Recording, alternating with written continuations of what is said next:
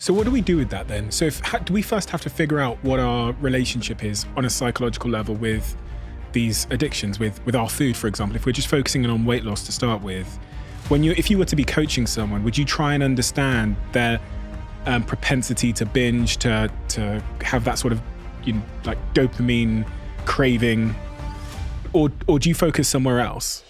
I kind of say, all right, like, walk me through a typical day for you. Walk me through a typical week. Where are your struggles really at, right? And one of the things we call it the BioLane way when we kind of teach our coaches is we do coaching with, you have to have two things are critically important: accountability with empathy.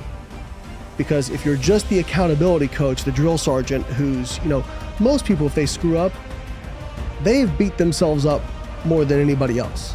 I know I'm that way. I'm sure you're that way. So you don't need to beat them up again.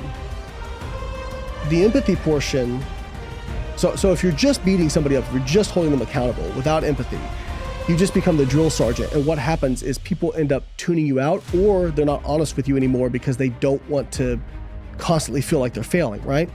The empathy portion, if you just have empathy and you're saying, I'm so sorry that happened, that's so hard, I understand, but you're not holding them accountable, there's no impetus for change, right? So it takes both. Mm-hmm.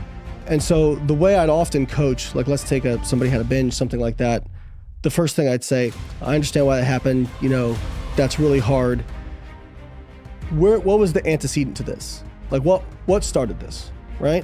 Okay, now let's look at, if we had to go back and do it over again, what are some things we might be able to do to put some barriers, right?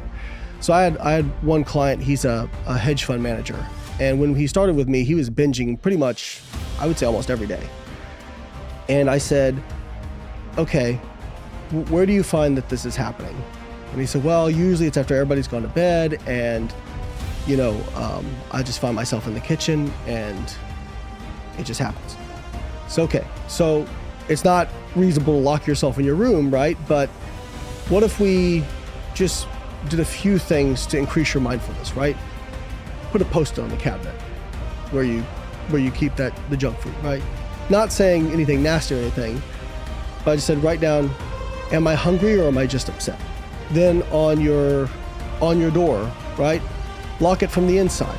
It's not, it doesn't keep you from going out, but you have to unlock it, right? Like you're having to turn your brain on, right? And the more barriers you can put there, the better it gets. The more sort of mindful moments you can have where you have to kind of make a decision and you come out of autopilot. Because I notice whenever I have my binge moments, which happens once in a while, it is like unthinking. Yeah. It's just like a robot has taken over. Exactly. And with this particular client, right, he'd have a rough day at work, hedge fund manager, very stressful job.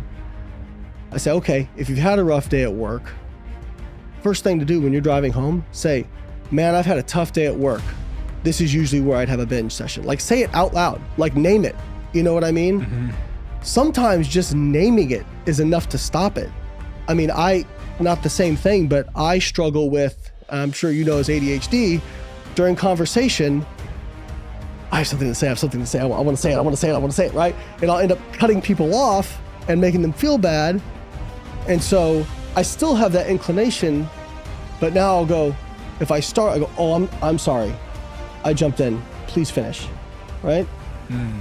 And so just like calling it out to yourself can make a huge difference on changing the behavior.